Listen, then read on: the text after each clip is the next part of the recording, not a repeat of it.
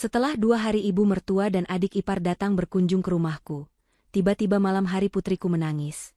Aku kaget saat dia menunjukkan sebuah surat yang terpasang di pintu kamarnya yang bertuliskan, "Kucing-kucingmu sudah kubuang. Kita tidak suka sama kucing. Jangan bikin kita tidak nyaman tinggal di sini." Malam itu aku hanya diam dan melakukan sesuatu. Paginya, saat mereka bangun, mereka berteriak histeris. Sebelum ceritanya dimulai, silahkan tulis di kolom komentar dari daerah mana saja teman-teman yang menonton cerita ini. Jangan lupa like dan subscribe agar channel ini bisa semakin berkembang dan bisa mempersembahkan cerita yang lebih menarik lagi. Fatia memandang sekeliling ruang tamu rumahnya dengan perasaan damai yang selalu ia syukuri setiap hari. Rumah ini bukan sekadar bangunan tempat berteduh, melainkan warisan berharga dari kedua orang tuanya yang telah tiada. Setiap sudut rumah mencerminkan kenangan masa kecilnya, dan kini ia merawatnya dengan penuh kasih sayang bersama suami dan anaknya. Cahaya matahari sore masuk melalui celah ventilasi, menerangi lantai keramik yang bersih mengkilap. Di sudut ruangan, 3 ekor kucing kesayangan keluarga, Mochi, Luna, dan Kiko, sedang tidur melingkar di atas karpet bulu yang lembut. Suasana begitu hening dan menenangkan, hanya terdengar suara detak jam dinding yang berirama. Lili, putri sematawayang Fatia yang baru berusia 9 tahun, sedang duduk bersila di dekat kucing-kucing itu sambil membaca buku cerita. Pemandangan ini adalah definisi kebahagiaan sederhana bagi Fatia. Ia tersenyum tipis, merapikan jilbabnya, lalu menyesap teh hangat yang baru saja ia seduh. Tidak ada firasat buruk sedikit pun di benaknya sore itu. Ia mengira hari-harinya akan berjalan lancar seperti biasa, penuh kehangatan dan tawa kecil di dalam rumah yang ia jaga sepenuh hati. Namun, kedamaian itu pecah ketika saat bel pintu depan berbunyi nyaring berkali-kali, seolah tamu yang datang tidak sabar menunggu barang sedetik pun. Fatia mengerutkan kening, meletakkan cangkir tehnya di atas meja. Ia tidak sedang menunggu paket, dan Rian suaminya juga belum waktunya pulang kerja. Dengan langkah tenang, Fatia berjalan menuju pintu utama. Saat ia membuka pintu kayu jati yang kokoh itu, matanya terbelalak kaget. Di hadapannya berdiri Ibu Sari, ibu mertuanya, dan Hana, adik ipar perempuannya. Wajah mereka tampak lelah namun sorot mata mereka memancarkan sesuatu yang membuat perasaan Fatia tidak nyaman. Yang membuat Fatia semakin terkejut adalah barang bawaan mereka. 2 koper besar dan beberapa tas jinjing menumpuk di samping kaki mereka, seolah-olah mereka berencana untuk pindah rumah, bukan sekadar bertamu. Fatia berusaha menutupi keterkejutannya dengan senyum sopan seorang menantu yang baik. Ia menyalami tangan Ibu Sari dan menciumnya dengan takzim, lalu menyapa Hana yang sibuk mengipas-ngipas wajahnya dengan tangan karena kepanasan. Tanpa menunggu dipersilakan masuk lebih jauh, Ibu Sari langsung melangkah masuk ke dalam rumah sambil menyeret koper besarnya. Roda koper itu bergemuruh di atas lantai, membuat suara bising yang memecah ketenangan rumah. Hana mengikuti di belakangnya dengan wajah masam, matanya menyapu seisi ruangan seolah sedang melakukan inspeksi mendadak. Fatia segera menutup pintu dan bergegas membantu membawakan tas-tas jinjing mereka. Dalam hati, ia bertanya-tanya mengapa mereka datang tanpa memberi kabar terlebih dahulu. Biasanya Rian akan memberitahunya jika keluarganya akan berkunjung, apalagi jika membawa barang sebanyak ini. Namun, Fatia menepis pikiran negatif itu. Sebagai tuan rumah yang baik, ia harus memuliakan tamu, apalagi ini adalah ibu dan adik dari suaminya sendiri. Fatia mempersilakan mereka duduk di sofa ruang tamu yang empuk. Ia menawarkan minuman dingin untuk melepas dahaga mereka setelah perjalanan jauh. Baru saja Ibu Sari menghempaskan tubuhnya ke sofa, insiden kecil namun menyakitkan terjadi. Kiko, kucing oranye yang aktif dan ramah, terbangun karena suara gaduh dan berjalan mendekat untuk menyapa tamu baru. Kiko menggosokkan tubuhnya ke kaki Ibu Sari sebagai tanda persahabatan. Namun, reaksi Ibu Sari sungguh di luar dugaan.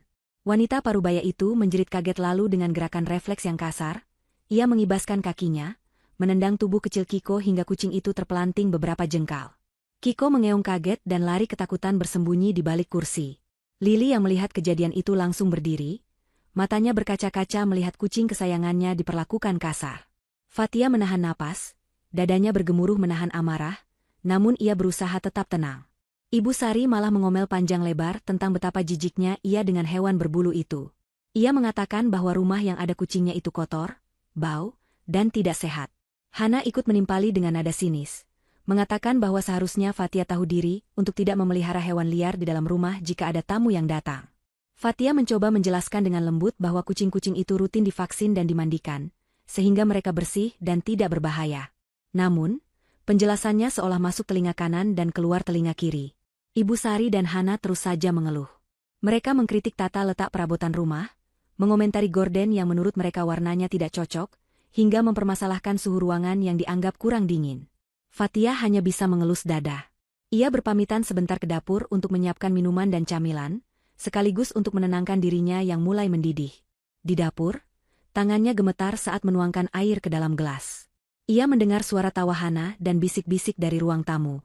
Samar-samar ia mendengar Hana berkata kepada ibunya bahwa mereka akan mengatur ulang rumah ini agar lebih nyaman bagi mereka. Fatia menarik napas panjang. Ia sadar, kedatangan mereka kali ini bukan sekadar kunjungan rindu biasa. Ada agenda lain yang tersembunyi di balik tumpukan koper-koper besar itu. Ketika Rian pulang kerja sore harinya, Fatia berharap suaminya akan memberikan penjelasan atau setidaknya menjadi penengah. Namun, harapan itu pupus. Rian tampak kaget melihat ibu dan adiknya ada di sana, tetapi ia tidak berani bertanya banyak. Saat Ibu Sari mengatakan bahwa mereka akan menginap untuk waktu yang tidak ditentukan karena rindu pada Rian, Rian hanya mengangguk patuh. Ia tidak berdiskusi dengan Fatia, tidak menanyakan apakah istrinya keberatan, dan hanya menerima keputusan ibunya begitu saja. Malam itu, makan malam terasa sangat canggung dan menegangkan. Ibu Sari mengambil alih posisi duduk di ujung meja yang biasanya ditempati Rian, seolah dialah kepala keluarga di rumah itu. Ia terus-menerus menyindir masakan Fatia yang katanya kurang garamlah, terlalu pedaslah, atau teksturnya kurang pas. Hana tidak mau kalah, ia sibuk bermain ponsel sambil sesekali mencemooh makanan yang ada di piringnya. Lili makan dengan diam, kepalanya tertunduk, tidak berani menatap nenek dan tantenya. Kucing-kucing tidak ada yang berani keluar menampakkan diri. Mereka bersembunyi di kolong tempat tidur Lili, merasakan aura permusuhan yang kuat di rumah itu. Malam itu, Fatia tidur dengan perasaan gelisah, menyadari bahwa ketenangan hidupnya sedang diuji oleh tamu-tamu yang tidak tahu diri di rumahnya sendiri. Matahari pagi belum sepenuhnya terbit, tetapi keributan sudah terdengar dari arah dapur. Fatia terbangun dengan kepala yang sedikit pening karena kurang tidur. Ia melirik jam dinding, masih pukul 5 pagi. Biasanya, jam segini rumah masih tenang, hanya ada suara Mochi mengeong pelan meminta makan. Namun hari ini berbeda. Suara panci beradu dan omelan Ibu Sari terdengar jelas, hingga ke kamar tidur. Fatia segera bangun, merapikan diri, dan bergegas keluar. Di dapur, ia mendapati Ibu Sari sedang membongkar lemari penyimpanan bahan makanan. Wajah mertuanya itu tampak tidak senang. Tanpa mengucapkan selamat pagi, Ibu Sari langsung menegur Fatia, karena tidak menemukan bahan makanan yang ia inginkan. Ia menuntut dibuatkan sarapan bubur ayam spesial dengan pelengkap yang rumit. Padahal Fatia biasanya menyiapkan sarapan praktis sebelum mengantar Lili sekolah dan mengurus keperluan rumah lainnya. Fatia mencoba menjelaskan bahwa bahan-bahan itu belum dibeli, namun Ibu Sari malah menuduhnya sebagai istri yang tidak becus mengurus kebutuhan dapur. Hana muncul tidak lama kemudian dengan wajah bantal dan rambut acak-acakan. Ia langsung duduk di meja makan dan berteriak meminta kopi panas. Sikapnya benar-benar seperti majikan yang sedang memerintah pembantunya. Fatia menelan ludah pahit, menahan emosinya demi menghormati suami. Ia mengerjakan semua permintaan mereka dengan cekatan, meskipun hatinya dongkol. Saat Rian bangun dan bergabung di meja makan, ia tidak menyadari ketegangan yang terjadi. Rian dengan santainya memuji masakan ibunya, padahal Fatia yang memasaknya di bawah instruksi cerewet Ibu Sari. Ketika Fatia mencoba memberi kode pada Rian tentang perilaku ibunya yang mulai berlebihan, Rian hanya memberikan tatapan memohon agar Fatia bersabar. Kalimat andalan Rian selalu sama, ia meminta Fatia untuk mengalah karena mereka adalah tamu dan orang tua yang harus dihormati. Rian tidak melihat betapa lelahnya Fatia melayani dua orang yang tidak menghargai jerih payahnya sedikitpun. Siang harinya, situasi semakin memburuk. Ibu Sari dan Hana mulai melakukan invasi ke ruang tengah. Mereka mengubah posisi sofa, memindahkan vas bunga kesayangan Fatia, dan menyalakan televisi dengan volume maksimal. Mereka menonton acara hiburan sambil tertawa keras, tidak peduli bahwa Lili sedang berusaha belajar di kamarnya. Kucing-kucing Fatia, Luna dan Mochi, mencoba menyelinap keluar untuk minum, tetapi Hana langsung menjerit histeris saat melihat ekor mereka. Hana melemparkan bantal sofa ke arah kucing-kucing itu, sambil berteriak mengusir. Fatia yang melihat kejadian itu langsung berlari menyelamatkan kucingnya. Ia menggendong Luna yang gemetar ketakutan. Saat Fatia menegur Hana dengan sopan untuk tidak menyakiti hewan, Ibu Sari langsung pasang badan membela anaknya. Ibu Sari mengatakan bahwa hewan itu najis dan membawa penyakit, serta mengancam tidak akan mau makan jika masih melihat kucing berkeliaran di dalam rumah. Fatia terpaksa mengalah lagi, ia membawa kucing-kucing itu masuk ke kamar Lily dan mengunci pintunya agar mereka aman. Meskipun hatinya teriris melihat hewan kesayangannya terkurung. Hari kedua terasa lebih panjang dari hari pertama. Fatia merasa seperti orang asing di rumahnya sendiri. Ibu Sari dan Hana semakin menjadi-jadi. Mereka mulai masuk ke kamar pribadi Fatia tanpa izin dengan alasan ingin melihat koleksi baju atau sekadar meminjam sajadah, padahal mereka bisa meminta tolong diambilkan. Hana bahkan dengan lancang mencoba lipstik mahal milik Fatia, dan meninggalkannya begitu saja di meja rias dalam keadaan terbuka dan patah.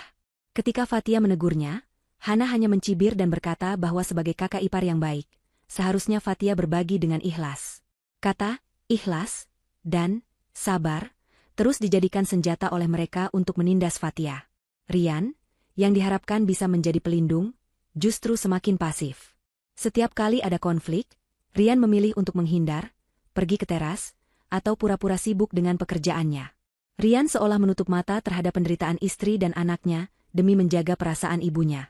Ketidaktegasan Rian membuat Ibu Sari dan Hana merasa di atas angin, merasa bahwa mereka memiliki kekuasaan penuh atas rumah dan penghuninya. Puncak ketegangan terjadi pada sore hari kedua.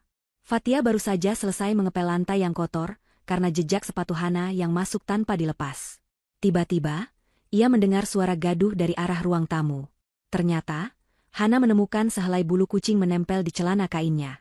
Ia berteriak-teriak jijik seolah terkena racun mematikan.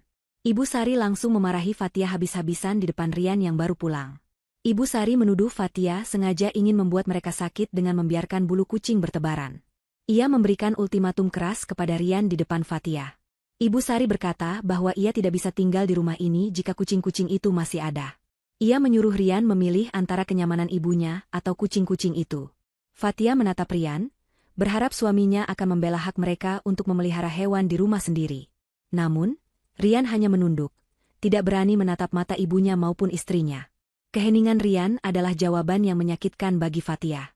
Menjelang malam, Fatia harus keluar rumah sebentar untuk membeli obat demam, karena Lily mulai merasa tidak enak badan akibat stres dan ketakutan melihat kucingnya terus diteror. Sebelum pergi, Fatia memastikan pintu kamar Lily terkunci rapat dan kucing-kucing aman di dalamnya. Ia juga berpesan pada Rian untuk menjaga rumah, dan jangan membiarkan siapapun masuk ke kamar Lily. Rian mengangguk, berjanji akan mengawasi situasi. Namun, perasaan Fatia sangat tidak enak saat melangkahkan kaki keluar pagar. Langit mendung seolah mendukung suasana hatinya yang kelabu. Ia merasa ada rencana jahat yang sedang disusun oleh ibu mertua dan adik iparnya saat ia tidak ada. Namun, ia tidak punya pilihan selain percaya pada suaminya. Fatia mempercepat langkahnya menuju apotek, berharap ia bisa segera kembali sebelum terjadi hal-hal yang tidak diinginkan. Ia tidak tahu bahwa saat ia pergi, pertahanan terakhir di rumah itu, yaitu Rian, akan dengan mudah diruntuhkan oleh dominasi ibunya, membiarkan malapetaka besar menimpa apa yang paling disayangi oleh Lily dan Fatia. Fatia mempercepat langkah kakinya saat memasuki pekarangan rumah. Langit sudah gelap sepenuhnya, dan lampu teras rumahnya menyala remang-remang. Perasaan tidak enak yang menghantuinya sejak berangkat ke apotek tadi semakin menebal, berubah menjadi detak jantung yang memburu. Ada keheningan yang tidak wajar menyelimuti rumah itu. Biasanya, jam segini televisi akan menyala keras menayangkan sinetron kesukaan Ibu Sari, atau terdengar suara tawa Hana yang melengking saat menelpon teman-temannya. Namun kali ini, rumah itu senyap, seperti tak berpenghuni. Fatia membuka pintu depan dengan kunci cadangannya, karena ketukan pintunya tidak dijawab. Begitu pintu terbuka, hawa dingin dari AC langsung menerpa wajahnya. Ruang tamu kosong. Tidak ada siapa-siapa di sana. Tas-tas belanjaan Hana dan Ibu Sari yang biasanya berserakan sembarangan kini tidak terlihat, mungkin sudah dibawa masuk ke kamar tamu. Fatia meletakkan obat penurun panas untuk Lily di atas meja, dan langsung menuju kamar anaknya. Langkahnya terhenti mendadak di depan pintu kamar Lily. Pintu itu terbuka lebar. Darah Fatia berdesir hebat. Ia ingat betul sebelum pergi tadi, ia sudah mengunci pintu kamar itu dan membawa kuncinya. Satu-satunya kunci cadangan ada di gantungan kunci di dekat dapur, yang seharusnya hanya diketahui oleh Rian. Fatia bergegas masuk ke dalam kamar. Pemandangan yang menyambutnya membuat lututnya lemas. Kamar itu berantakan. Bantal dan guling berserakan di lantai, selimut Lily tersingkap kasar, dan yang paling mengerikan, kandang kucing di sudut ruangan itu kosong melompong dengan pintu kandang yang terbuka paksa hingga engselnya bengkok. Mochi, Luna, dan Kiko tidak ada di sana. Fatia memanggil nama kucing-kucing itu dengan suara bergetar, memeriksa kolong tempat tidur, balik lemari, hingga ke kamar mandi dalam, namun nihil. Kucing-kucing itu lenyap. Lili juga tidak ada di kamarnya. Kepanikan mulai menguasai Fatia. Ia berlari mencari Rian ke kamar utama. Di sana, ia menemukan suaminya sedang berbaring santai di tempat tidur sambil menatap layar ponsel, seolah tidak terjadi apa-apa di dunia ini. Fatia mengguncang bahu Rian dengan keras, menuntut jawaban di mana Lili dan kucing-kucing mereka. Rian tampak terkejut dengan kepanikan istrinya. Dengan nada yang terlalu santai, Rian menjawab bahwa Lili sedang di kamar mandi tamu, mencuci muka. Soal kucing, Rian beralasan bahwa ibunya dan Hana merasa terganggu dengan suara mengeong, jadi mereka memindahkannya, sebentar, keluar agar suasana rumah tenang. Rian meminta Fatia untuk tidak membesar-besarkan masalah, dan menyarankan agar kucing-kucing itu dicari besok pagi saja, karena sekarang sudah malam. Fatia menatap suaminya dengan tatapan tidak percaya. Bagaimana bisa seorang ayah dan suami membiarkan hal ini terjadi saat istrinya pergi sebentar saja? Belum sempat Fatia meluapkan amarahnya, terdengar suara tangisan yang menyayat hati dari arah lorong kamar. Itu suara Lili. Tangisannya bukan tangisan rengekan biasa, melainkan tangisan histeris yang penuh dengan rasa sakit dan ketakutan yang mendalam. Fatia dan Rian segera berlari keluar kamar. Di depan pintu kamar Lili yang terbuka, anak kecil itu berdiri gemetar dengan wajah basah oleh air mata. Tangan mungilnya memegang selembar kertas HVS yang sudah remuk karena diremas kuat. Lili menatap ibunya dengan tatapan hancur, bibirnya gemetar berusaha mengucapkan kata-kata yang tersangkut di tenggorokan. Fatia langsung memeluk putrinya erat-erat, mencoba menyalurkan kekuatan. Di sela isak tangisnya, Lili menyerahkan kertas itu kepada Fatia. Dengan tangan gemetar, Fatia membuka remasan kertas itu dan membaca tulisan tangan kasar spidol hitam yang ia kenali sebagai tulisan Hana. Pesan itu singkat, padat, dan sangat kejam. Tulisan itu berbunyi, "Kucing-kucingmu sudah kubuang. Kita tidak suka sama kucing. Jangan bikin kita tidak nyaman tinggal di sini." Membaca kalimat itu, waktu seolah berhenti bagi Fatia. Tulisan itu bukan sekadar pemberitahuan, itu adalah deklarasi perang. Itu adalah bukti nyata kekejaman hati Ibu Sari dan Hana, yang tidak memiliki empati sedikitpun terhadap perasaan anak kecil berusia 9 tahun. Fatia menoleh ke arah kamar tamu yang tertutup rapat. Ia bisa membayangkan Ibu Sari dan Hana sedang tertawa puas di dalam sana, merasa menang karena berhasil menyingkirkan apa yang mereka benci tanpa peduli dampaknya. Rian yang ikut membaca surat itu terdiam. Wajahnya pucat, mungkin baru menyadari bahwa tindakan ibu dan adiknya sudah melampaui batas kewajaran. Lili terus menangis, bertanya di mana Mochi, Luna, dan Kiko.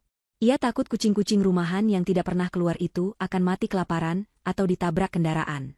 Malam itu, suasana makan malam ditiadakan. Tidak ada yang berselera makan. Fatia membawa Lili masuk ke kamar utama, menenangkannya hingga anak itu tertidur karena kelelahan menangis. Fatia tidak berteriak. Ia tidak melabrak kamar tamu saat itu juga. Kemarahannya sudah melampaui tahap teriakan. Ia menjadi sangat tenang, ketenangan yang dingin dan mematikan. Ia melihat Rian yang duduk di tepi kasur dengan wajah bersalah, namun tetap diam 1000 bahasa, tidak berani mengetuk pintu kamar ibunya untuk meminta pertanggungjawaban. Sikap pengecut Rian itulah yang membulatkan tekad Fatia. Ia sadar, ia tidak bisa mengandalkan suaminya untuk melindungi rumah ini. Ia harus bertindak sendiri. Saat Rian akhirnya mematikan lampu dan mencoba tidur memunggunginya untuk lari dari masalah, Fatia masih terjaga. Matanya menatap langit-langit kamar yang gelap. Perlahan, ia mengambil ponselnya di bawah bantal. Ia mengetik pesan singkat kepada Pak Sarman, satpam kepercayaan yang sudah bekerja di komplek itu sejak zaman orang tua Fatia masih hidup. Pesan itu berisi instruksi tegas. Cari kucing-kucing itu malam ini juga, periksa CCTV komplek, dan siapkan kunci gudang bekas kandang ayam di belakang perumahan. Fatia tidak akan tidur sebelum keadilan ditegakkan. Jam dinding digital di nakas menunjukkan pukul 2 dini hari. Suara dengkuran halus Rian terdengar berirama, menandakan suaminya sudah tenggelam dalam mimpi, melupakan kekacauan yang terjadi beberapa jam lalu. Fatia bangun perlahan dari tempat tidur, gerakannya sangat hati-hati agar tidak menimbulkan guncangan yang bisa membangunkan Rian. Ia mengenakan jilbab instan yang nyaman dan pakaian rumah yang leluasa untuk bergerak. Wajahnya datar tanpa ekspresi, namun sorot matanya tajam seperti elang yang mengincar mangsa. Ia keluar dari kamar tidur utama, menutup pintu dengan sangat pelan hingga nyaris tak terdengar bunyi klik. Rumah itu gelap gulita, hanya diterangi cahaya lampu jalan yang masuk samar-samar melalui jendela. Fatia berjalan menuju ruang tengah, tempat di mana markas, Ibu Sari dan Hana berada. Fatia menyalakan lampu senter dari ponselnya, tidak ingin menyalakan lampu ruangan agar tidak membangunkan target operasinya. Ia melihat pintu kamar tamu tertutup. Ia tahu mereka pasti tidur nyenyak setelah merasa puas menyiksa batin Lily. Fatia tidak menuju ke kamar mereka, melainkan ke ruang tamu dan ruang keluarga di mana barang-barang mereka berserakan. Koper-koper besar Ibu Sari yang belum sempat dimasukkan ke kamar masih tergeletak di sudut ruang tamu. Tas-tas branded milik Hana, sepatu hak tinggi yang berserakan di dekat rak sepatu, dan baju-baju ganti yang mereka jemur sembarangan di sandaran kursi makan. Fatia menatap benda-benda itu dengan tatapan jijik. Benda-benda inilah yang menjadi simbol arogansi mereka yang merasa bisa menguasai rumah orang lain. Fatia berjalan ke dapur dan mengambil satu gulungan besar plastik sampah hitam tebal, jenis heavy duty yang biasa dipakai untuk sampah taman. Ia kembali ke ruang tamu dan mulai bekerja. Tanpa ragu sedikitpun, Fatia membuka koper Ibu Sari yang tidak terkunci. Ia mengambil tumpukan gamis, daster, dan kain batik milik mertuanya. Ia tidak melipatnya. Ia meraupnya dengan kasar, meremas kain-kain itu, dan menjejalnya masuk ke dalam plastik sampah hitam seolah-olah itu adalah sampah busuk. Tidak ada rasa hormat yang tersisa. Fatia memasukkan semuanya. Pakaian dalam, peralatan mandi, hingga obat-obatan herbal milik Ibu Sari. Setelah koper itu kosong, Fatia beralih ke barang-barang Hana. Tas-tas kerja, alat make-up yang berserakan di meja, baju-baju modis yang tergantung, semuanya masuk ke dalam kantong plastik hitam yang sama. Fatia bekerja dengan cepat dan efisien. Ia tidak memilah-milah. Sepatu kotor Hana dimasukkan bercampur dengan baju pestanya. Botol parfum mahal dilempar begitu saja, hingga mungkin retak di dalam tumpukan baju. Dalam waktu kurang dari 1 jam, ruang tamu itu bersih. Tidak ada lagi jejak barang-barang milik Ibu Sari dan Hana. Yang tersisa hanyalah 5 kantong plastik hitam besar yang menggembung penuh, diikat mati dengan simpul yang kuat. Fatia menyeret kantong-kantong itu satu persatu ke pintu belakang. Keringat dingin membasahi pelipisnya, tapi hatinya merasa sangat puas. Di pintu belakang, Pak Sarman sudah menunggu dengan wajah cemas namun sigap. Lelaki parubaya itu memberi kabar baik dengan suara berbisik. Ia dan tim keamanan komplek berhasil menemukan Mochi, Luna, dan Kiko di dekat pos satpam depan, bersembunyi di balik semak-semak dalam keadaan ketakutan dan kotor, tapi untungnya tidak terluka parah. Kucing-kucing itu sudah diamankan di pos satpam dan diberi makan. Mendengar itu, beban berat di dada Fatia terangkat. Ia mengucapkan terima kasih yang tulus pada Pak Sarman dan meminta bantuan terakhir untuk malam itu. Mengangkut kantong-kantong plastik hitam berisi barang-barang mertua dan iparnya ini ke gudang bekas kandang ayam milik tetangga yang sudah disewa Fatia lewat pesan singkat tadi. Setelah Pak Sarman pergi membawa sampah-sampah itu, Fatia kembali masuk ke dalam rumah. Pekerjaannya belum selesai. Ia harus menyiapkan panggung sandiwara untuk esok pagi. Fatia kembali ke dapur dan mengambil 5 kantong plastik hitam baru. Kali ini, ia mengisinya dengan sampah sungguhan. Ia mengambil sampah dapur basah dari tong sampah belakang, sisa kulit buah, kemasan makanan, dan popok bekas yang sudah dibungkus rapi namun tetap bervolume. Ia mengisi kantong-kantong itu hingga terlihat menggembung, ukurannya persis sama dengan kantong yang berisi baju-baju tadi. Fatia menyusun ke 5 kantong sampah asli itu di tengah-tengah ruang tamu, tepat di tempat koper-koper mereka tadi berada. Pemandangannya sungguh kontras dan ironis. Di rumah mewah yang bersih itu, kini terdapat tumpukan sampah di tengah ruangan. Sebagai sentuhan terakhir, Fatia mengambil spidol merah besar dan selembar karton bekas kardus mie instan. Ia menulis pesan balasan dengan huruf kapital yang besar dan tegas, meniru gaya surat Hana. Ia menempelkan karton itu di salah satu kantong sampah paling atas. Bunyinya, barang-barangmu sudah kubuang ke truk sampah. Aku tidak suka parasit. Jangan bikin aku tidak nyaman di rumahku sendiri. Setelah semuanya selesai, Fatia duduk di sofa tunggal di sudut ruangan yang menghadap langsung ke tumpukan sampah itu. Ia menyeduh secangkir kopi hitam panas. Jam menunjukkan pukul 4 pagi. Langit di luar mulai berubah warna dari hitam menjadi biru tua. Fatia tidak berniat tidur lagi. Ia akan duduk di sana, menyesap kopinya, dan menunggu matahari terbit untuk menyaksikan pertunjukan drama terbaik yang akan dimainkan oleh Ibu Sari dan Hana saat mereka membuka mata nanti. Fatia tersenyum tipis, senyum yang mengandung kepuasan luar biasa. Sinar matahari pagi mulai menerobos masuk melalui celah gorden ruang tamu yang sengaja dibuka sedikit oleh Fatia. Cahaya itu jatuh tepat di atas tumpukan 5 kantong plastik hitam besar yang menggunung di tengah ruangan, menciptakan siluet yang aneh dan tidak wajar di dalam rumah yang biasanya tertata rapi itu. Fatia masih duduk di sofa sudut dengan posisi kaki menyilang santai, kedua tangannya memegang cangkir kopi yang uap panasnya sudah mulai menipis. Ia telah duduk di sana selama hampir 2 jam, tidak bergerak, hanya matanya yang terus waspada menatap lorong menuju kamar tamu. Suasana pagi itu begitu hening, kontras dengan gemuruh kepuasan yang meledak-ledak di dalam dada Fatia. Ia menikmati setiap detik kesunyian ini sebagai momen ketenangan sebelum badai yang sesungguhnya pecah. Jam dinding menunjukkan pukul 7 pagi lewat sedikit. Biasanya, pada jam segini Ibu Sari akan bangun dan langsung berteriak memanggil namanya untuk meminta air hangat atau handuk baru, seolah-olah Fatia adalah pelayan pribadi yang harus siaga 24 jam. Detik yang dinanti akhirnya tiba. Terdengar suara pintu kamar tamu terbuka dengan kasar. Langkah kaki serampangan terdengar mendekat. Hana muncul lebih dulu sambil menguap lebar tanpa menutup mulut, rambutnya acak-acakan seperti singa, dan wajahnya masih berminyak sisa tidur semalam. Di belakangnya, Ibu Sari berjalan gontai sambil memijat lehernya yang kaku. Mereka berjalan menuju ruang tengah tanpa melihat sekeliling, mungkin tujuannya adalah dapur untuk mencari sarapan. Namun, langkah mereka terhenti mendadak ketika mata mereka menangkap pemandangan ganjil di ruang tamu. Mereka berdua terdiam mematung.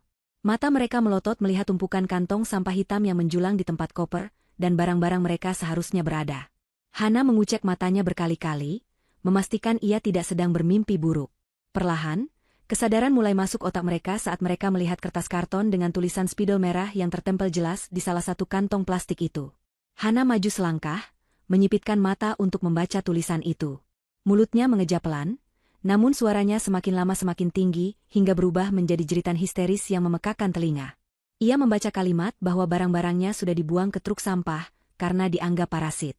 Jeritan Hana begitu keras, hingga membuat burung-burung gereja di luar jendela terbang kaget. Ibu Sari yang mendengar teriakan anaknya langsung panik. Ia ikut membaca tulisan itu dan wajahnya seketika berubah pucat pasi, lalu merah padam karena amarah yang memuncak. Ibu Sari berteriak memanggil nama Rian dan Fatia dengan suara melengking, menuduh mereka gila dan tidak punya otak. Fatia, yang sejak tadi duduk diam di sofa sudut, akhirnya meletakkan cangkir kopinya ke meja dengan suara, "Tak," yang cukup keras, menarik perhatian kedua wanita yang sedang kalap itu. Fatia menatap mereka dengan wajah datar, tanpa senyum, tanpa rasa bersalah, seolah ia sedang menonton adegan sinetron yang membosankan. Hana yang melihat Fatia duduk santai, langsung menerjang ke arah tumpukan kantong plastik itu.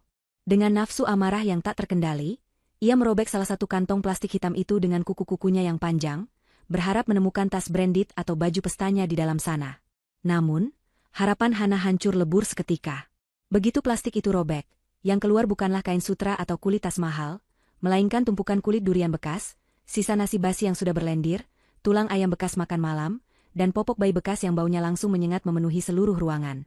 Bau busuk itu begitu tajam hingga membuat Hana terbatuk-batuk dan mundur beberapa langkah sambil menutup hidung. Cairan sampah berwarna coklat merembes keluar mengotori lantai keramik putih yang bersih. Ibu Sari menjerit jijik melihat pemandangan itu. Ia melompat naik atas sofa, karena takut kakinya terkena air sampah. Di tengah kekacauan bau busuk dan teriakan histeris itu, pintu kamar utama terbuka. Rian keluar dengan wajah bantal, matanya menyipit bingung melihat kekacauan di ruang tamunya.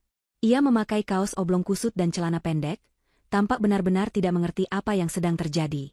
Rian bertanya dengan suara parau mengapa pagi-pagi sudah ada keributan, dan dari mana asalnya bau busuk yang menyengat ini. Belum sempat Rian mendapat jawaban, Ibu Sari sudah menyerangnya dengan rentetan makian, menunjuk-nunjuk Fatia sebagai biang keladi yang telah membuang barang-barang mereka. Rian menoleh ke arah Fatia, meminta penjelasan lewat tatapan matanya yang bingung. Fatia berdiri perlahan, merapikan bajunya, lalu berjalan mendekati jendela kaca besar yang menghadap ke jalan raya. Dengan tenang, Fatia menunjuk ke arah jalanan depan rumah. Fatia berkata dengan nada suara yang sangat tenang namun menusuk, memberitahu mereka bahwa truk sampah dinas kebersihan berwarna kuning baru saja melaju pergi dari depan rumah sekitar 1 menit yang lalu. Ia mengatakan bahwa jika mereka berlari sekarang, mungkin mereka masih bisa mengejar truk itu di ujung jalan kompleks sebelum truk itu masuk ke jalan raya besar dan memusnahkan semua barang mereka di tempat pembuangan akhir. Mendengar kata-kata Fatia, logika Ibu Sari dan Hana seketika mati. Kepanikan karena membayangkan perhiasan, uang tunai yang diselipkan di baju, dan barang-barang mewah mereka digiling mesin truk sampah membuat mereka tidak berpikir panjang. Tanpa memakai alas kaki yang layak, hanya bertelanjang kaki, Ibu Sari dan Hana langsung berlari terbirit-birit keluar dari pintu depan yang sudah dibuka lebar oleh Fatia. Mereka berlari seperti orang kesurupan, berteriak-teriak memanggil, "Truk, berhenti! Woi tukang sampah!" Di sepanjang jalanan komplek perumahan elit itu. Pemandangan itu sungguh tragis sekaligus menggelikan. Ibu Sari dengan daster batiknya yang kedodoran dan Hana dengan baju tidur tank top serta rambut singa, berlari kencang tanpa mempedulikan batu kerikil yang menusuk telapak kaki mereka. Tetangga-tetangga yang sedang menyiram tanaman, lari pagi, atau memanaskan mobil langsung menoleh. Beberapa satpam komplek yang sedang patroli sepeda berhenti dan melongo melihat dua tamu rumah Fatia, yang biasanya sombong itu kini berlari mengejar bayangan truk sampah yang sebenarnya sudah jauh. Fatia berdiri di ambang pintu, bersandar santai sambil melipat kedua tangan di dada. Rian berdiri di sampingnya, masih bengong dengan mulut terbuka, menyaksikan ibu dan adiknya menjadi tontonan gratis warga satu komplek. Fatia menoleh ke arah Rian dan berbisik dingin, mengatakan bahwa inilah akibatnya jika seseorang mengusik ketenangan di rumah ini. Pagi itu menjadi pagi yang tak akan pernah dilupakan oleh warga komplek, dan tentu saja, menjadi awal dari kejatuhan harga diri Ibu Sari dan Hana. Setengah jam telah berlalu sejak insiden pengejaran truk sampah itu. Suasana di ruang tamu kini terasa berat dan mencekam, bercampur dengan sisa bau sampah yang belum sepenuhnya hilang meskipun Fatia sudah menyuruh Pak Sarman membersihkannya. Ibu Sari dan Hana telah kembali. Mereka duduk terengah-engah di lantai teras depan, karena Fatia melarang mereka masuk ke dalam rumah dalam keadaan kotor. Penampilan mereka sungguh menyedihkan. Kaki mereka hitam penuh debu dan luka goresan kecil, wajah mereka merah padam karena marah dan malu, serta keringat bercucuran membasahi baju tidur mereka. Mereka gagal mengejar truk sampah itu. Mereka kembali dengan tangan hampa dan hati yang panas membara. Tatapan mata Ibu Sari kepada Fatia penuh dengan kebencian yang murni, seolah ingin menelan menantunya hidup-hidup. Rian, yang sedari tadi hanya diam seperti patung, akhirnya mencoba mengambil peran sebagai penengah. Ia membawakan 2 gelas air putih untuk ibu dan adiknya di teras. Namun, gelas air itu ditepis kasar oleh Hana, hingga pecah berantakan di lantai. Hana berdiri, menunjuk wajah Rian dan berteriak menuntut agar kakaknya itu segera menceraikan Fatia saat ini juga. Hana memprovokasi Rian dengan mengatakan bahwa istri seperti Fatia adalah wanita durhaka, gila, dan kriminal yang telah membuang harta benda mereka senilai jutaan rupiah. Ibu Sari ikut menimpali dengan suara serak, ia menangis meraung-raung, memainkan peran sebagai korban yang teraniaya. Ia mengatakan bahwa ia telah melahirkan dan membesarkan Rian susah payah, tapi balasannya Rian membiarkan istrinya menghina ibunya sedemikian rupa. Ibu Sari mengancam akan mengutuk Rian menjadi anak durhaka jika Rian tidak mengusir Fatia dari rumah ini sekarang juga. Rian tampak terguncang. Kebiasaan lamanya untuk patuh pada ibunya mulai muncul. Ia menoleh ke arah Fatia dengan tatapan memohon, lalu mulai membuka mulut untuk menegur istrinya. Rian berkata pelan, meminta Fatia untuk minta maaf dan bertanggung jawab mengganti semua barang yang hilang. Rian berkata bahwa tindakan Fatia sudah keterlaluan dan tidak sopan. Mendengar itu, Fatia tertawa. Bukan tawa bahagia, melainkan tawa miris yang kering. Ia menatap suaminya dengan tatapan yang membuat nyali Rian ciut. Fatia tidak mundur selangkah pun. Ia justru melangkah maju mendekati pintu teras, berdiri tegak menjulang di hadapan suami dan mertuanya yang sedang duduk di lantai. Fatia masuk sebentar ke dalam kamar dan keluar membawa sebuah map berwarna hijau tebal. Ia melemparkan map itu ke atas meja teras dengan bunyi debum yang berat. Fatia menyuruh Rian membuka map itu dan membacanya keras-keras di depan ibu dan adiknya. Rian dengan tangan gemetar membuka map tersebut. Di dalamnya terdapat sertifikat hak milik, SHM, rumah tersebut, BPKB mobil keluarga, dan surat-surat aset berharga lainnya. Semua dokumen itu tertulis jelas atas nama satu orang, Fatia. Tidak ada nama Rian di sana. Fatia dengan suara lantang dan tegas menjelaskan fakta yang selama ini seolah dilupakan oleh keluarga Rian. Ia mengingatkan bahwa rumah mewah ini adalah warisan dari orang tua Fatia. Mobil yang mereka pakai adalah hasil jerih payah Fatia bekerja sebelum menikah. Rian datang ke rumah ini hanya membawa koper pakaian. Selama ini Fatia diam karena ia menghormati Rian sebagai suami. Ia membiarkan Rian merasa menjadi kepala keluarga. Ia membiarkan Rian mengirim uang gajinya untuk ibunya sementara Fatia yang menanggung semua biaya operasional rumah tangga, listrik, air, dan sekolah Lili. Fatia menatap mata Ibu Sari lekat-lekat. Ia berkata bahwa selama ini ia tahu Ibu Sari sering merendahkannya di depan saudara-saudara lain, menyebut Fatia menantu yang beruntung bisa dinikahi Rian. Padahal kenyataannya terbalik. Rianlah yang beruntung bisa hidup nyaman di rumah ini, tanpa perlu memikirkan biaya sewa atau cicilan KPR. Fatia mengungkapkan bahwa ia tahu alasan sebenarnya Ibu Sari dan Hana datang menginap. Bukan karena rindu, melainkan karena rumah mereka di kampung baru saja disita oleh bank karena hutang gaya hidup Hana yang menumpuk, dan mereka berencana untuk menumpang hidup selamanya di sini, perlahan-lahan menggeser posisi Fatia. Wajah Ibu Sari dan Hana pucat pasi mendengar rahasia mereka dibongkar habis-habisan. Mereka tidak menyangka Fatia tahu sedetail itu. Fatia kemudian memberikan ultimatum yang tidak bisa ditawar. Ia melihat jam tangannya. Ia berkata bahwa mereka memiliki waktu tepat 1 jam untuk pergi dari rumah ini. Jika dalam 1 jam mereka masih ada di sini, Fatia tidak akan segan-segan menelpon polisi. Fatia mengeluarkan ponselnya dan memutar rekaman video CCTV yang tersimpan di aplikasi HP-nya. Video itu memperlihatkan dengan jelas bagaimana Ibu Sari menendang Kiko, dan bagaimana Hana dengan kasar melempar kandang kucing. Fatia menjelaskan bahwa berdasarkan undang-undang yang berlaku, tindakan mereka bisa dilaporkan sebagai penyiksaan hewan, ditambah lagi dengan perbuatan tidak menyenangkan dan ancaman yang mereka lontarkan pada Lili semalam. Fatia menegaskan bahwa ia memiliki bukti surat ancaman yang ditulis Hana. Ancaman penjara dan viral di media sosial, membuat nyali Ibu Sari dan Hana menciut seketika. Mereka sadar, Fatia tidak sedang menggertak. Wanita yang selama ini diam dan penurut itu, telah berubah menjadi pelindung yang ganas bagi wilayah dan anaknya. Rian hanya bisa tertunduk dalam, menyadari betapa kecilnya dirinya di hadapan fakta-fakta yang dibeberkan istrinya. Ia tidak punya kuasa apa-apa untuk mengusir pemilik sah rumah tersebut. Suasana di teras depan rumah Fatia terasa begitu berat dan mencekam, seolah udara di sana memadat dan sulit untuk dihirup. Matahari pagi yang seharusnya memberikan kehangatan kini terasa membakar kulit siapa saja yang berada di bawahnya, terutama bagi Ibu Sari dan Hana yang sedang duduk bersimpuh di lantai teras, dengan napas memburu dan hati yang hancur. Mereka baru saja menerima pukulan telak berupa fakta kepemilikan rumah yang tidak bisa dibantah. Sertifikat rumah atas nama Fatia yang tergeletak di atas meja, seakan menjadi tembok raksasa yang memisahkan mereka dari kenyamanan hidup yang selama ini mereka impikan. Harapan mereka untuk menguasai rumah itu musnah seketika, digantikan oleh ketakutan akan ancaman penjara dan rasa malu yang luar biasa. Namun, di tengah keputusasaan itu, masih ada satu hal yang mengganjal di pikiran mereka, yaitu nasib barang-barang berharga mereka yang mereka kira sudah digiling oleh truk sampah. Bayangan kehilangan baju-baju pesta, tas-tas kerja, dan perhiasan yang terselip di antara lipatan kain membuat Hana kembali menangis sesenggukan, meratapi nasibnya yang jatuh miskin dalam sekejap.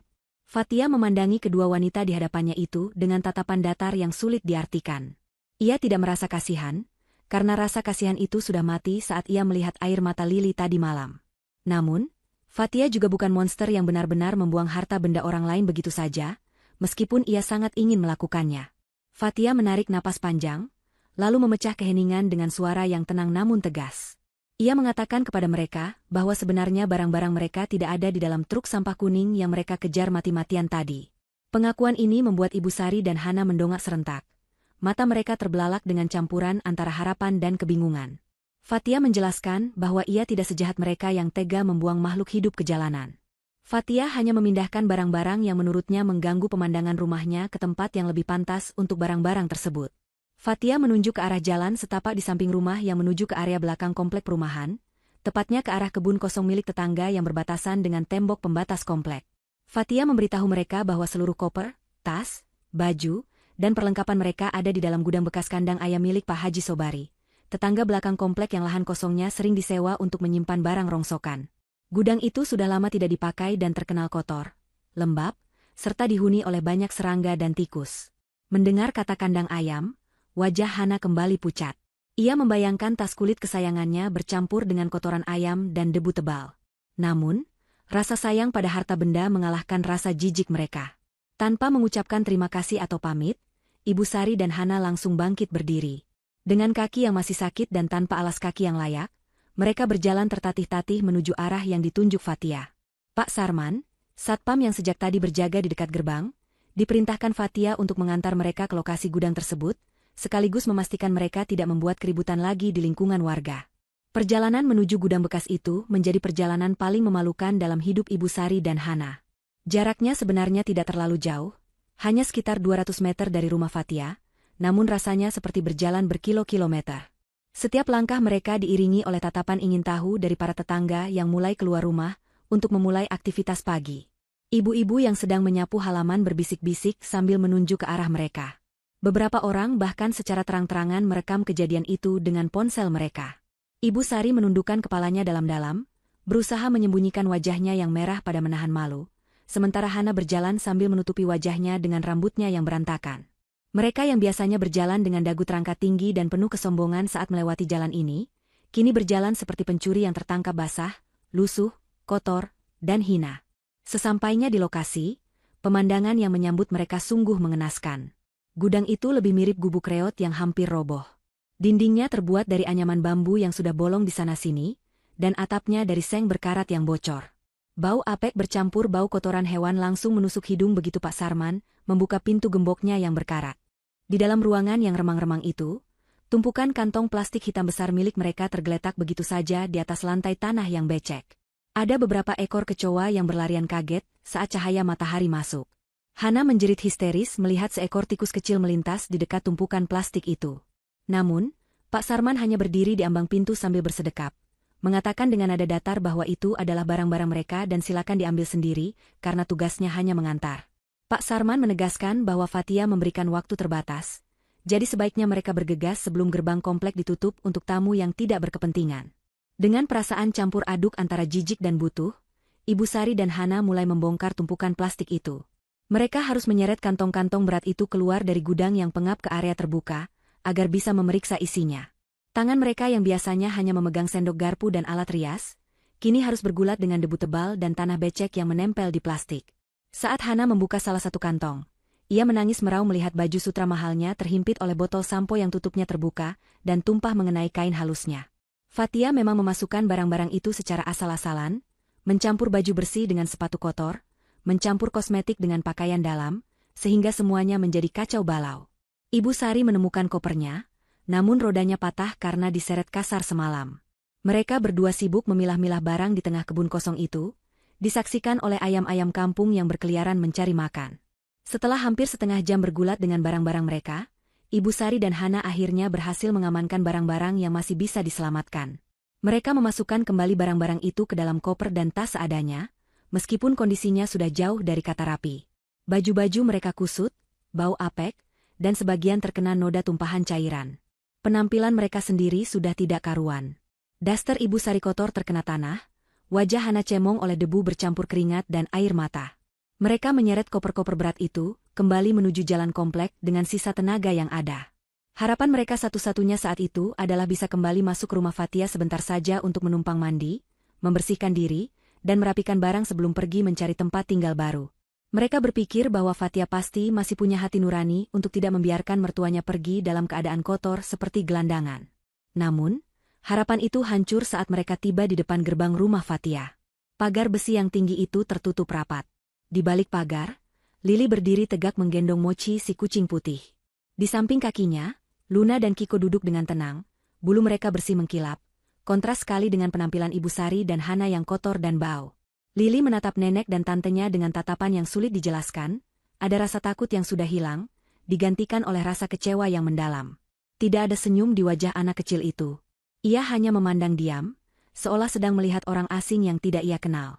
Fathia berdiri di belakang Lili, memegang bahu anaknya dengan protektif. Fathia tidak membukakan gerbang. Ia hanya berdiri di sana, menatap mereka dari kejauhan. Ketika Ibu Sari mencoba memanggil nama Lili dengan suara serak memelas, Lili justru memalingkan wajahnya dan memeluk kucingnya lebih erat, lalu berjalan masuk ke dalam rumah tanpa menoleh lagi. Pemandangan punggung Lili yang menjauh adalah tamparan keras bagi Ibu Sari, sebuah tanda bahwa ia telah kehilangan cucunya untuk selamanya karena keegoisannya sendiri.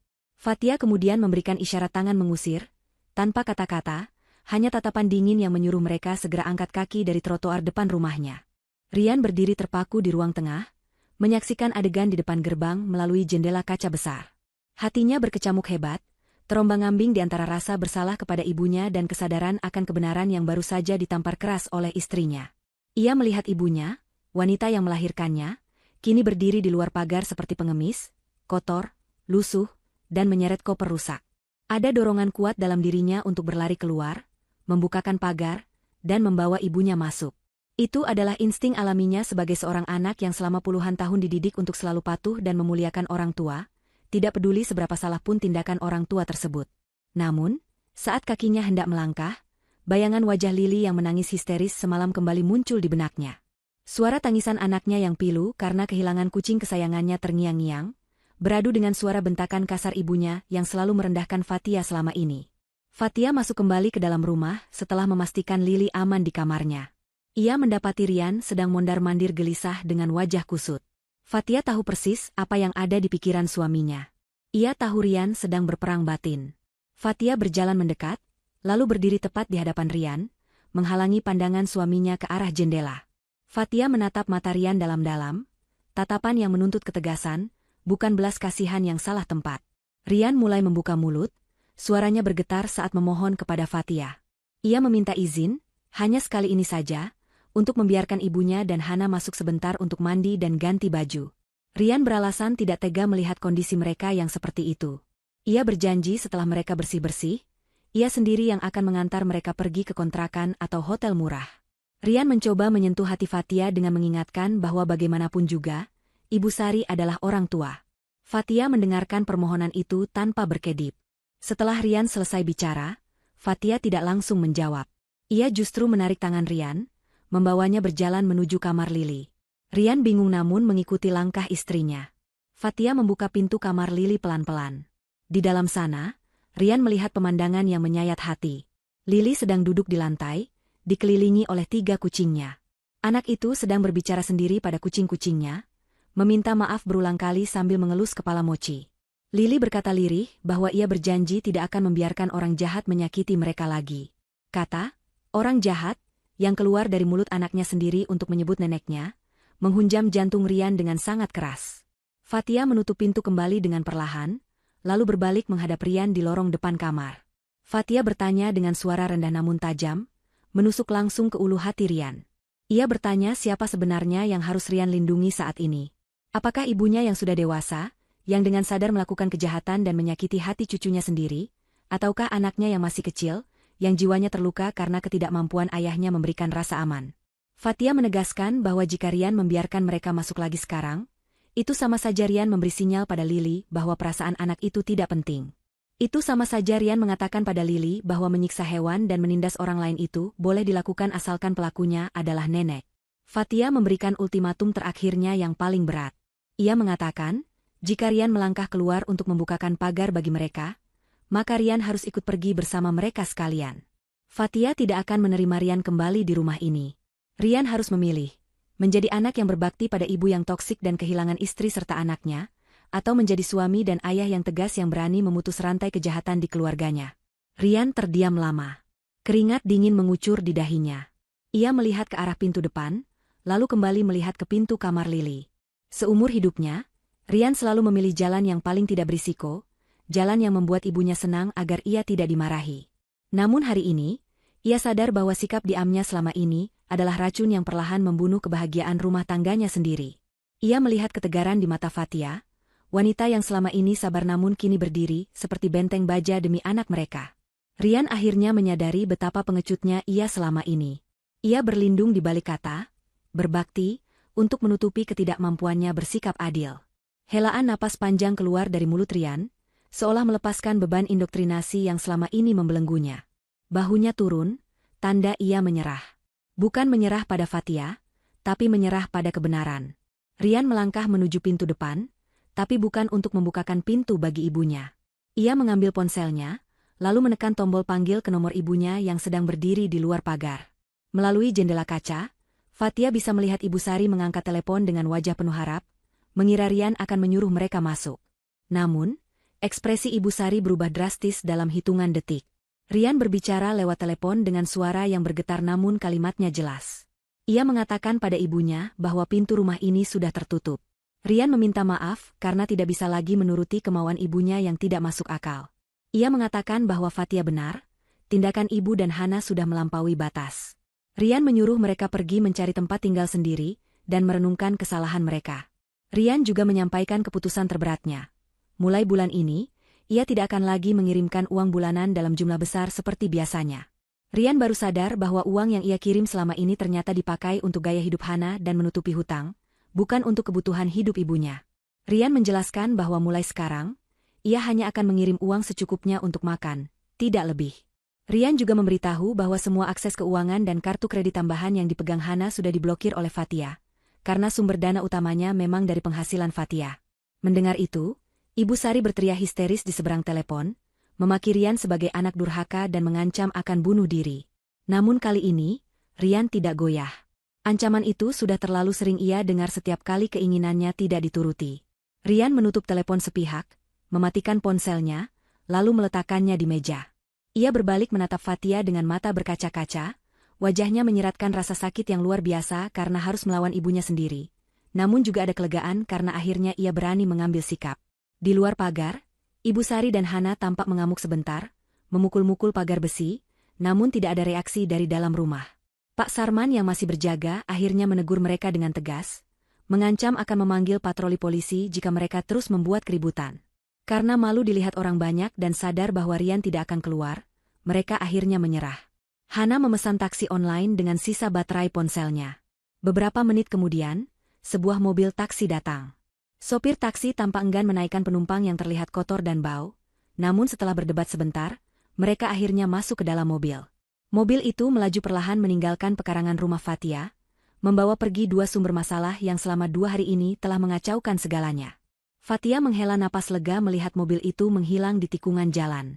Ia berjalan mendekati Rian yang kini duduk terduduk lemas di sofa, wajahnya tertutup kedua telapak tangan. Fatia duduk di samping suaminya, tidak berkata apa-apa, hanya meletakkan tangannya di punggung Rian, memberikan dukungan diam. Ia tahu Rian sedang berduka atas hilangnya ilusi tentang keluarga bahagia, yang selama ini ia pertahankan mati-matian. Namun Fatia juga tahu, ini adalah langkah awal yang menyakitkan namun penting untuk kesembuhan rumah tangga mereka. Rian menoleh, menatap istrinya dengan tatapan penuh penyesalan dan berbisik minta maaf berulang kali. Fatia mengangguk pelan, memaafkan suaminya, namun dalam hati ia berjanji akan tetap waspada. Kemenangan hari ini bukan akhir, melainkan awal dari babak baru di mana Rian harus membuktikan bahwa ia benar-benar telah berubah dan layak menjadi pemimpin di rumah ini. 1 minggu telah berlalu sejak peristiwa pengusiran yang menggemparkan komplek perumahan elit tersebut.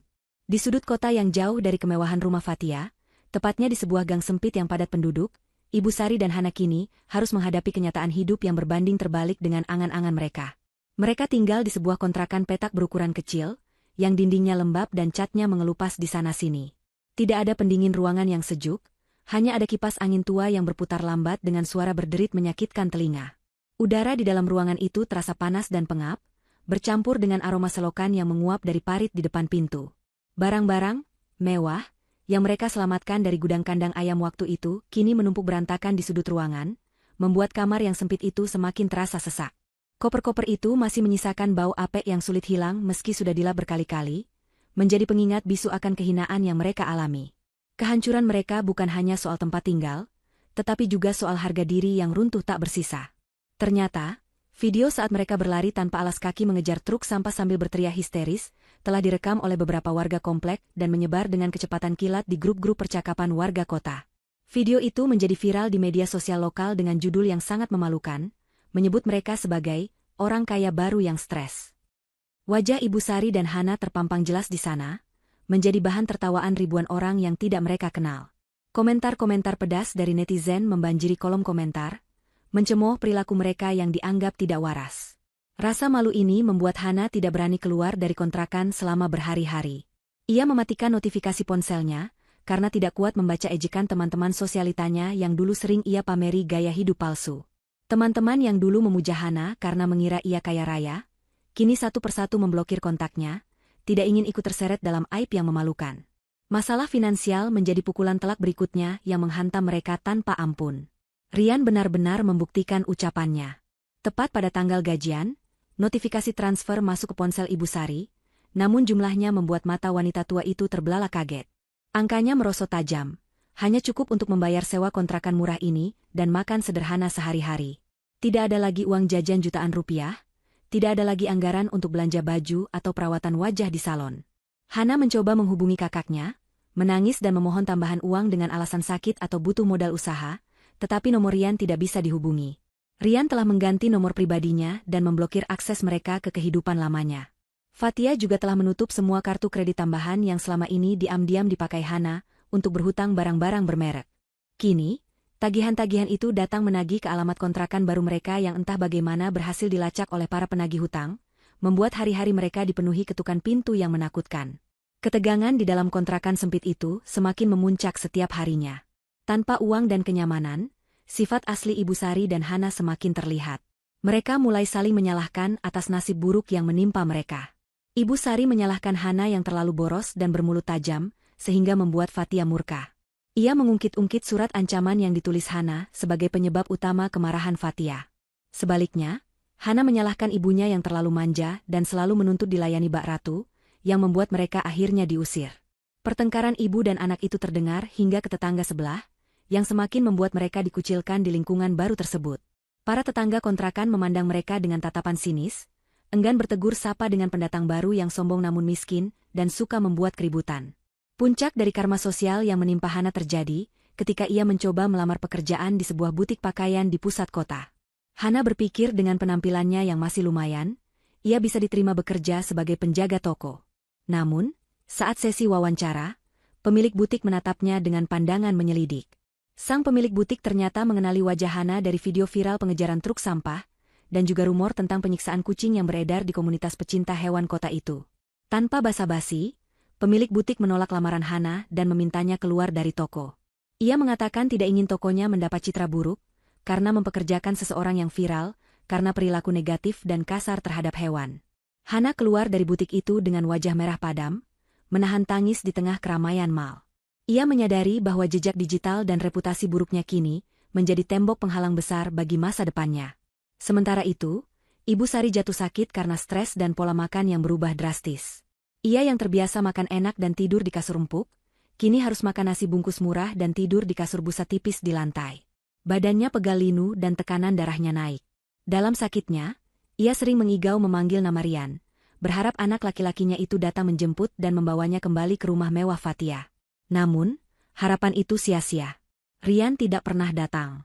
Fatia telah memastikan bahwa suaminya tetap teguh pada pendiriannya. Ibu Sari akhirnya merasakan kesepian yang luar biasa. Ia menyadari bahwa selama ini ia telah menyanyiakan kasih sayang tulus menantunya demi ego dan keserakahan. Kini, di masa tuanya, ia harus hidup menderita bersama anak perempuannya yang juga sama-sama egois, tanpa ada yang benar-benar peduli padanya. Harta yang ia kejar telah hilang, dan keluarga yang seharusnya merawatnya telah ia sakiti hingga tak mungkin kembali. Kehidupan mereka kini hanyalah siklus penderitaan yang berulang. Setiap pagi mereka bangun dengan penyesalan, dan setiap malam mereka tidur dengan ketakutan akan hari esok. Hana terpaksa menjual satu persatu tas dan baju bekasnya yang kondisinya sudah tidak prima lagi ke pasar loak dengan harga sangat murah, hanya untuk menyambung hidup karena uang kiriman Rian sangat pas-pasan. Setiap kali melihat barang-barangnya ditawar sadis oleh pedagang loak, hati Hana teriris perih mengingat betapa sombongnya ia dulu saat memamerkan barang-barang itu di rumah Fatia. Karma telah datang dengan cara yang paling elegan namun menyakitkan, merenggut semua kebanggaan semu yang mereka miliki dan memaksa mereka menelan pil pahit dari perbuatan mereka sendiri. Mereka kini hanyalah dua orang wanita yang terlupakan di sudut kota yang bising, tenggelam dalam penyesalan yang terlambat.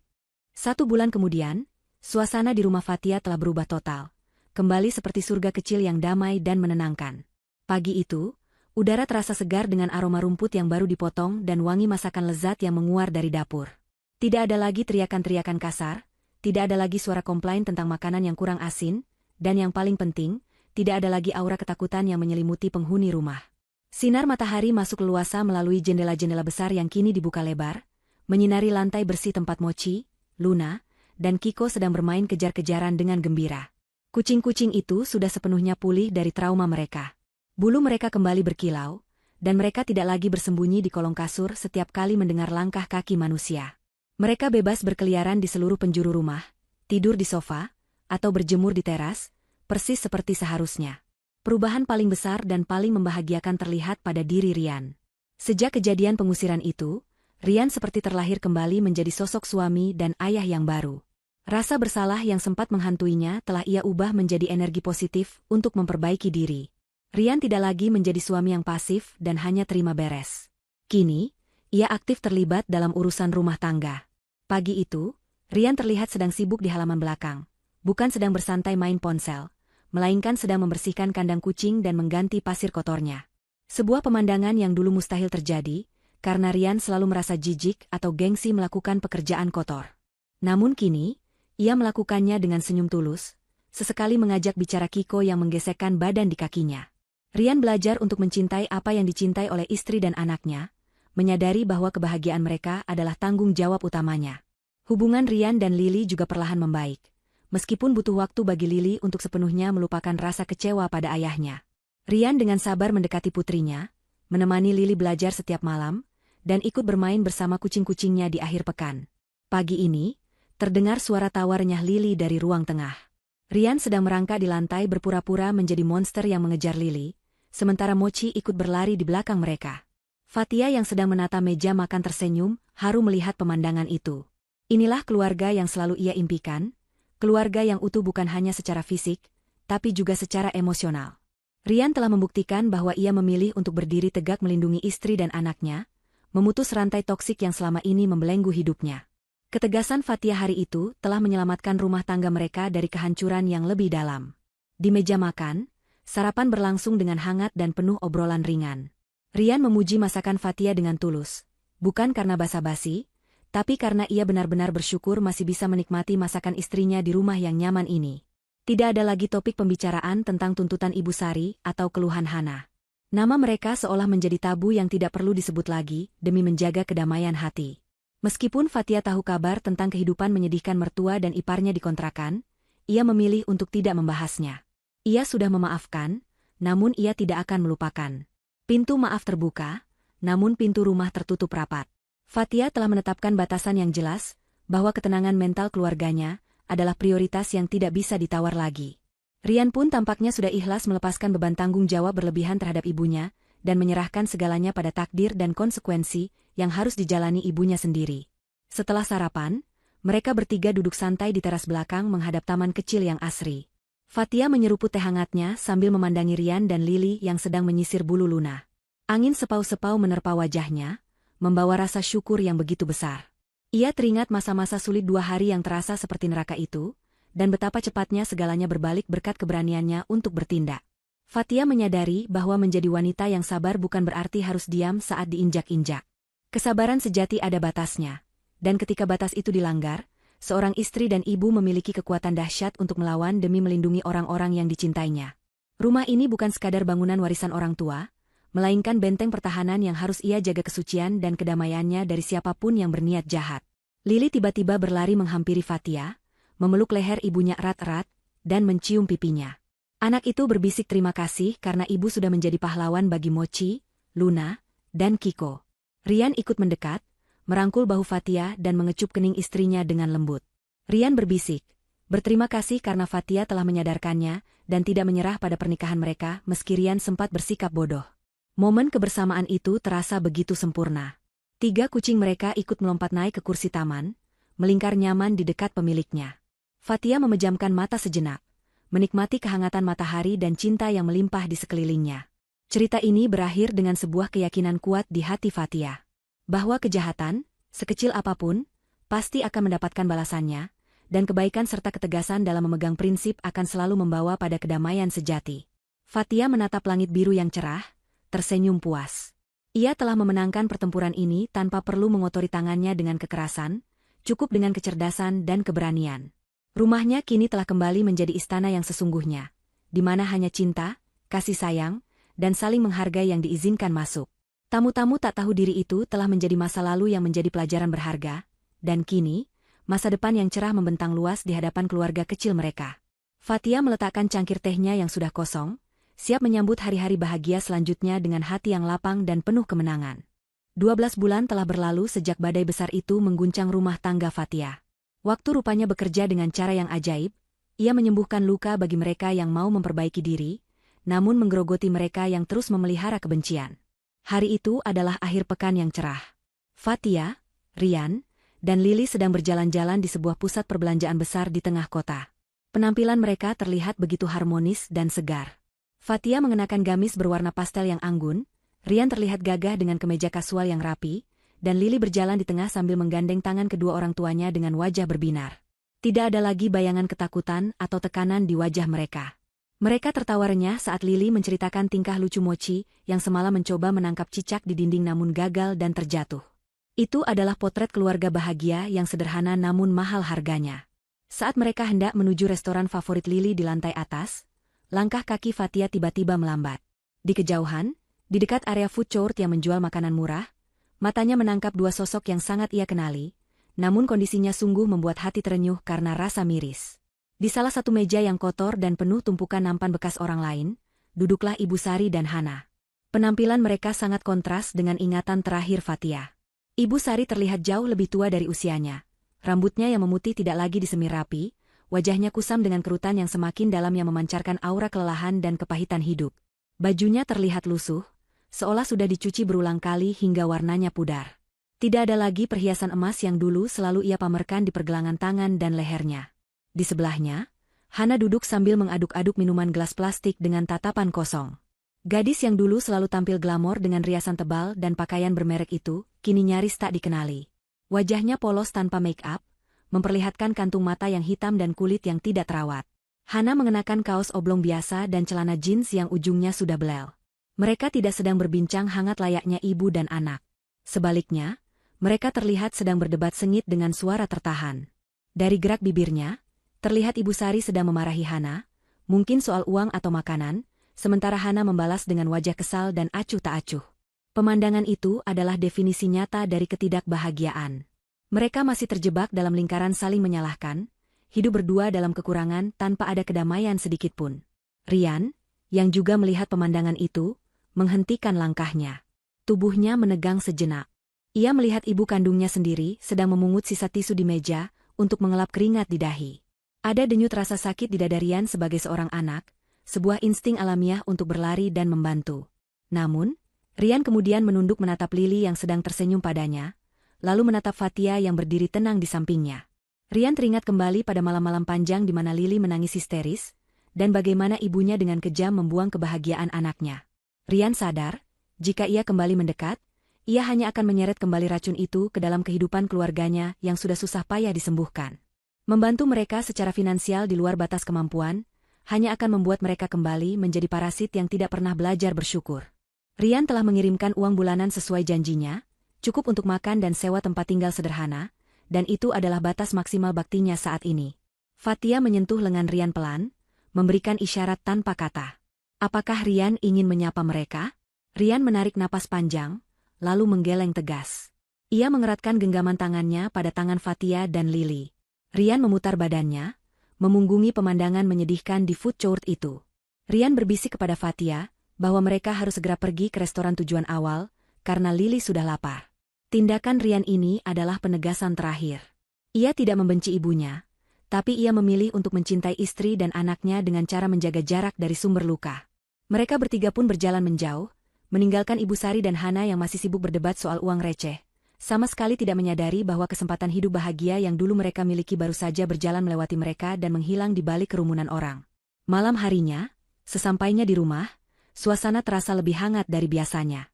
Lili langsung berlari memeluk ketiga kucingnya yang menyambut di depan pintu.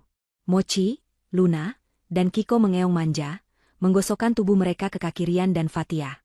Fatia duduk di sofa, memandang sekeliling ruang tamunya yang bersih, rapi, dan penuh ketenangan. Ia merenungkan kejadian di mal tadi siang. Ia tidak merasa menang dengan melihat penderitaan mertua dan iparnya, tapi ia merasa lega. Ia lega karena keputusan tegasnya setahun lalu telah menyelamatkan masa depan keluarganya. Ia menyadari bahwa membuang toksik dari hidup, entah itu benda atau manusia, bukanlah sebuah kekejaman, melainkan sebuah bentuk pertahanan diri yang mutlak diperlukan. Rian datang membawa 2 cangkir teh hangat, duduk di samping Fatia, dan menyandarkan kepalanya di bahu istrinya. Tidak ada kata-kata yang perlu diucapkan. Keheningan malam itu sudah cukup menjelaskan segalanya. Di luar sana, mungkin Ibu Sari dan Hana sedang meratapi nasib di kontrakan sempit yang panas, menyalahkan dunia atas kemalangan mereka. Namun di sini, di dalam rumah yang penuh berkah ini, Fatia, Rian, Lili, dan kucing-kucing mereka hidup dalam kedamaian yang abadi. Karma telah menuntaskan tugasnya dengan sangat rapi, menempatkan setiap orang tepat di tempat yang pantas mereka dapatkan sesuai dengan apa yang mereka tanam. Dan bagi Fatia, inilah akhir bahagia yang sesungguhnya. Sebuah rumah yang tidak hanya indah dipandang, tapi juga tenang untuk ditinggali, tanpa ada lagi tamu tak tahu diri yang berani mengusik. Diri yang berani mengusik. Diri yang berani mengusik. Diri yang berani mengusik. Diri yang berani mengusik.